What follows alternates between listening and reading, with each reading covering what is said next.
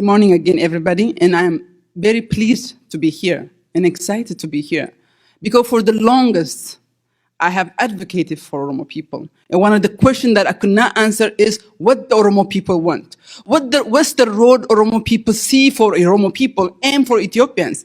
I couldn't answer. Yes, as you introduced me, I am the executive director for Allah, Oromo Advocacy Organization. As Allah, our group know what we want, what the Oromo people we think want. But for a long time, we have asked Oromo political parties, what is your vision for Oromo people? Oromo vision, what the Oromo people want should be as A and B and C, simple as that.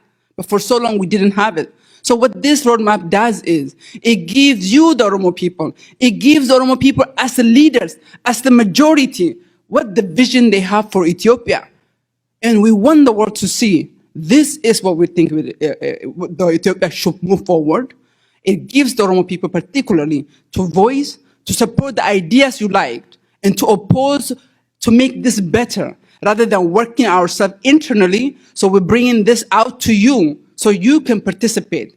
We're bringing this to the world, so the world knows that we actually care for Oromo just as much as every Ethiopians. This is the vision from Oromo perspective. We expect and we're waiting for others to do the same for themselves. We are not here to dictate what the Ugaden, what the Tigrayans, what the Command, what everybody wants. We are here as Oromo perspective. We expect Oromos to give their opinion. We hope, we urge, and we want to support the nations and nationalities within Ethiopia to have their vision for their own people. We are aspiring for democracy that is good for everybody. It's enough for everybody. And I want to thank you guys for being here.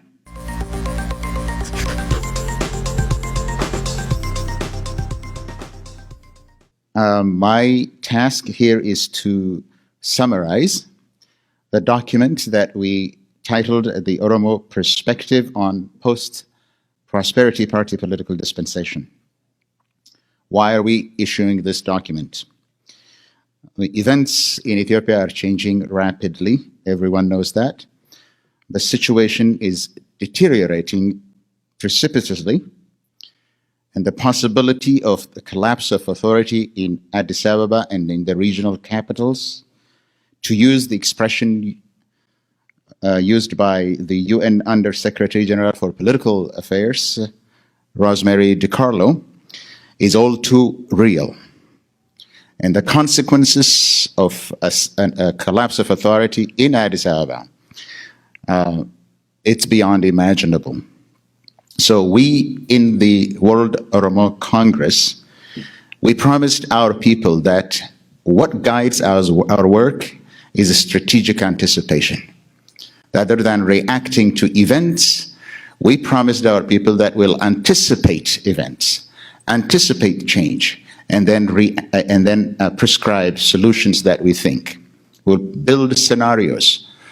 Now, we anticipated change that, given the gravity and the imminence of change in Ethiopia, that we thought that it's incumbent upon us, the World Oromo Congress, to anticipate change and then shape change rather than being swept away by change that is unmanaged. It's in that spirit that we offer the roadmap for post-prosperity party political dispensation. Why is it needed? Our ideas are built around 4 observations. The first one is that 3 years ago, there was a moment of hope, moment of change, where we thought the demands of the long-standing demands of the Oromo people will be answered after the hopeful moment of change and restructuring. 3 years later, the rule of violence, extrajudicial killings, imprisonment, stifling of freedom and press have returned with vengeance. Once again, sham elections are used as a means to gain and keep power. The hoped-for transition 3 years ago has now given way to a dictatorship with fascistic tendencies. Number 2, afflicted by a brutal civil war, a collapsing economy, and a mismanaged diplomacy on the world stage, Ethiopia now exhibits signs of a failed state. If not a failed state, a failing state. The Ethiopian government has exhausted its capacity to govern and its competence to arrest the deteriorating situation. Third, because of a civil war that the Prosperity Party has unleashed against its citizens, the political and military leadership of Ethiopia now stands accused of committing war crimes, crimes against humanity, ethnic cleansing, and possibly genocide. I say that because the United States government is considering whether to designate what happened in Ethiopia as genocide or not. But even more ominously today, the language of politics in Ethiopia, the language politicians employ in Ethiopia, the language of exchange and negotiations in Ethiopia is the language that was used in Rwanda before the 1994 genocide. Fourth, under pressure from military losses, economic collapse, and political implosion, clouds of fin de regime or end of regime is gathering over Finfinne or Addis Ababa. And the repercussions of a more bloodshed and ultimately a state collapse for the Horn of Africa, for the neighbors of Ethiopia, for the entire Mediterranean basin, all the way to the borders of Europe, is a real possibility. While we see all of this happening, it would be a failure for us not to prepare our people for the change that is to come. So what do we want to do? What do we want to change? We believe that war has ravaged, or a genocidal war has been waged against the Oromo, Tigray, Kemant, Agaw, Benishangul, Gumuz, and others. The formula of self-rule in the regions and the shared rule in the center, established by the 1991 settlement, is no longer tenable.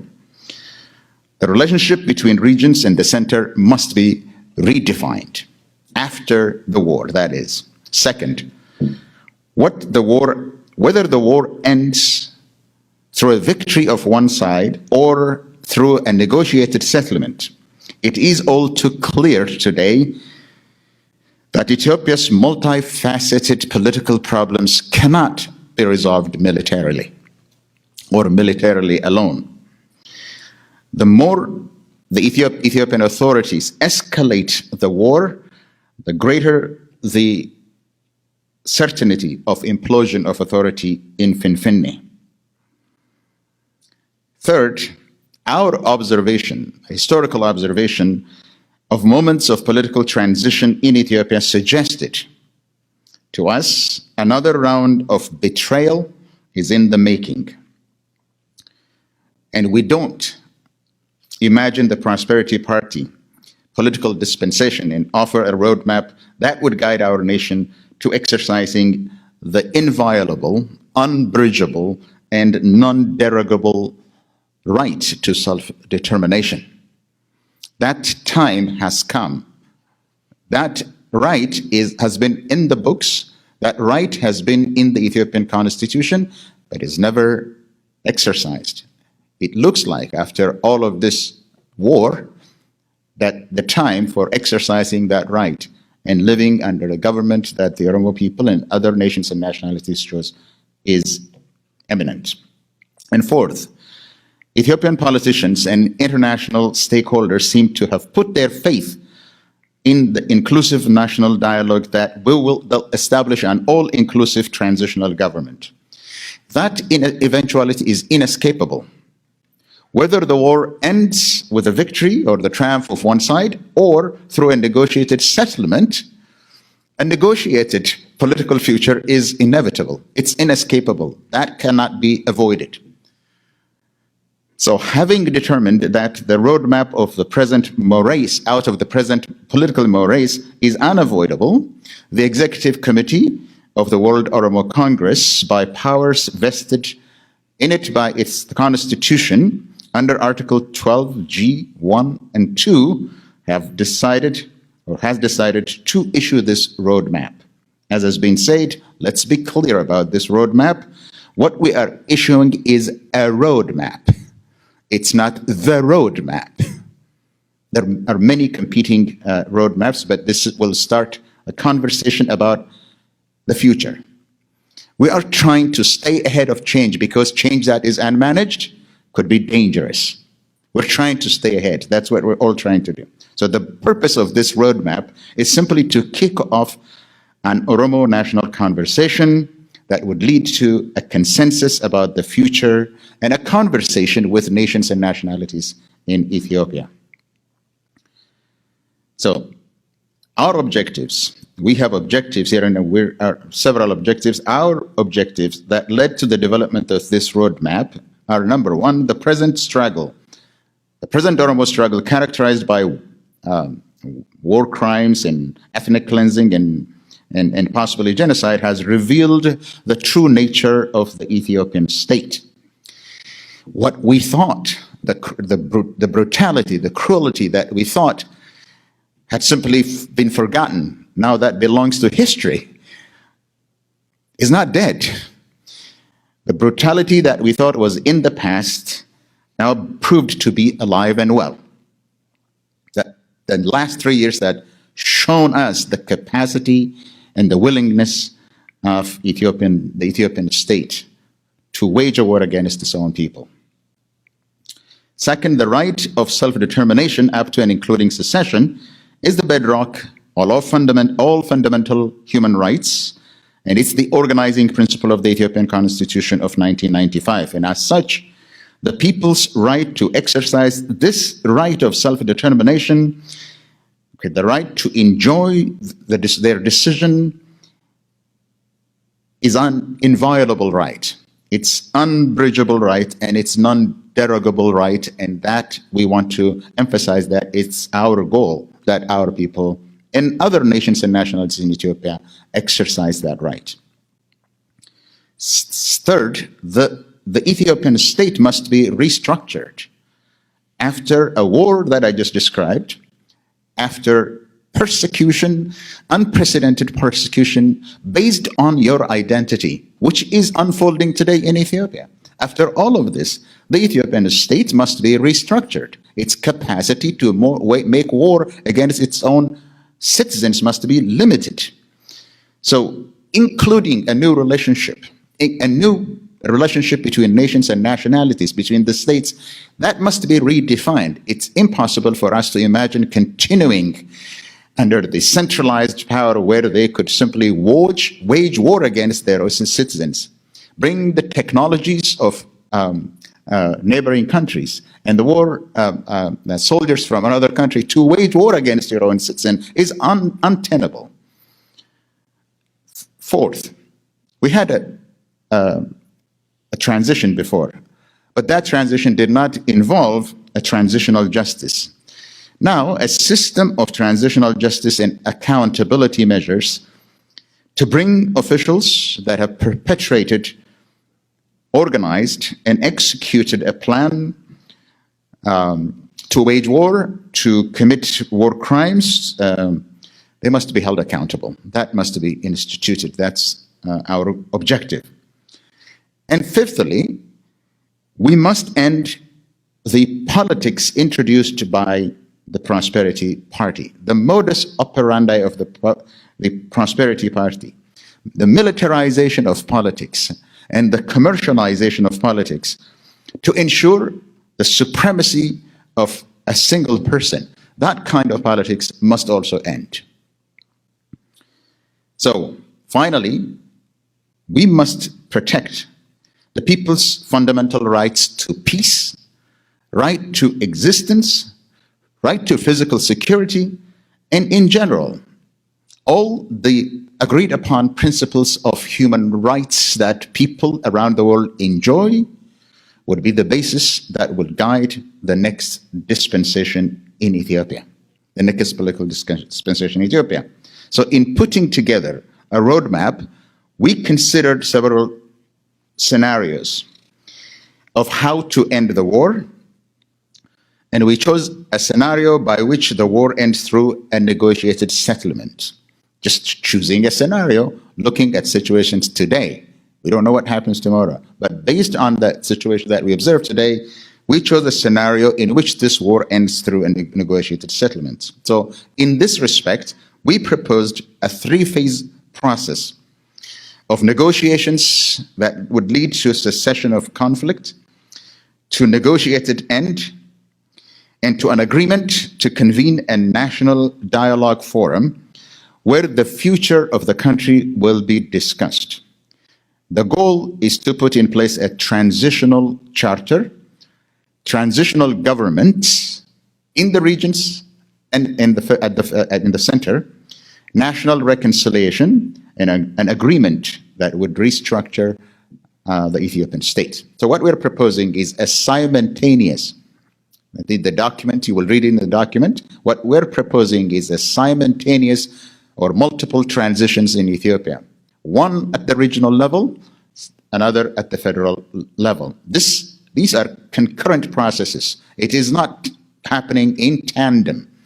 These are concurrent processes that happen at the regional level in Oromia and other places, depending on the roadmap other nations and nationalities develop for themselves. But our vision is that there will be a concurrent process. Our Oromo perspective on the post-prosperity political dispensation is that to secure Oromia and simultaneously ensure the shape and functions of the federal government. From our perspective, none of the Oromo people's demands, the historic and long-standing Oromo people's demands, can be achieved without attaining secure control over Oromia's physical space and making the Oromia regional government serve the national interest, the Oromo national interest. Unless Oromia is secured, it is impossible to protect our people, to protect our rights, and to protect our land. Second, unless Oromia stands on its own feet, it cannot negotiate, bargain, or enter into a new political agreement with other regional governments with a view to authoring a new political community in Ethiopia. So securing Oromia begins by establishing an interim caretaker government that would step in case of collapse of authority or the existing authority and a political vacuum that might happen. This caretaker government is mandated to carry out routine state functions and provide services, maintain law and order, sustain the safety, security, and well-being of citizens. This happens in two stages. The first one is the interim or provisional government that will fill the political vacuum that a collapse of authority creates. The interim government, the primary focus of the interim government is to fill that void, but focus on two things. First, the security of our people. Second, so that people continue to function within that state. It also discharges the routine duties of any government. After 6 months, this will be replaced in Oromia by a transitional national government of Oromia. And the transitional national government would be an all-inclusive of checks and balance, but its primary duty is first to carry out the major functions of the state, and secondly, it is also to create in Oromia a public space that is open and accessible to all the Oromo people, regardless of gender, race, ethnicity, and economic and social origin status. So the public space will be the foundation for launching the Oromo people's right to exercise their right to self-determination. So that two functions. I do not have to list what the functions are. We will read it from the text. But the Oromia National Transitional Government is entrusted with two major tasks. That is to ensure that the government continues to provide public service. And second, to have a space, a political space where people discuss so that they prepare themselves for exercising their non-derogable right. The second is, this is Oromia, the simultaneous process is, and I'll summarize that and I'll end this one. Now, Ethiopia now meets the criteria for being categorized as a deeply divided society.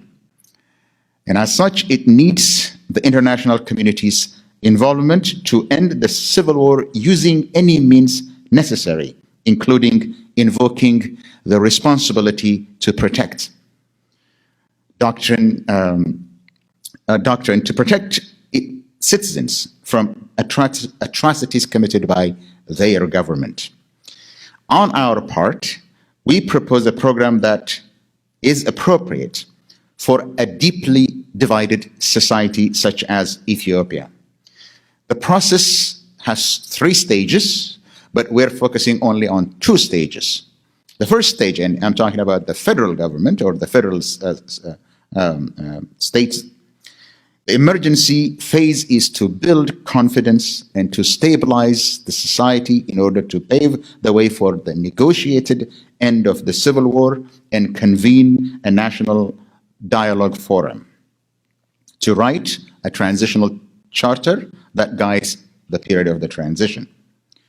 In our proposal, we only describe the activities, and this is important, we only describe the activities that must be undertaken during the transitional period. We do not make any suggestions as far as which institution implements the program. What should be clear is that the transitional authority, and I'm not saying what that would be because we're not getting there. The transitional authority is entrusted with 3 main responsibilities that would lead the transition. The federal government, just like the regional government, is entrusted with the responsibility to deliver routine government services to the public, to restructure and transform the state in accordance with the transitional charter, and third, prepare the country and its citizens for the exercise of their democratic rights, principally the right to self-determination. So overall, the transitional phase is intended to implement a political settlement that emanates from the all-inclusive national dialogue. Conceptually, the transition rests on 5 pillars: security, justice or transitional justice, economic development or socioeconomic development. This cannot wait even the period of transition. A political transition, what must be done to restructure the state, and human rights, justice, and reconciliation. So the activities of the transitional period is listed under these 5 categories. So again, there is no prescription in what we are doing here. What we are simply offering is we do not assume what the federal government is going to be. It could be a return to the status quo ante. It could be a reformed multinational federal state. It could be a confederation, as some nations and nationalities are now talking about. It could even be a commonwealth of independent states. We don't know what will happen. That will come out of negotiations. So we don't go to the development area, so we stop at these two stages. And any suggestion is welcome. We want to simply kick off a discussion, a national conversation amongst the Oromo themselves and with others.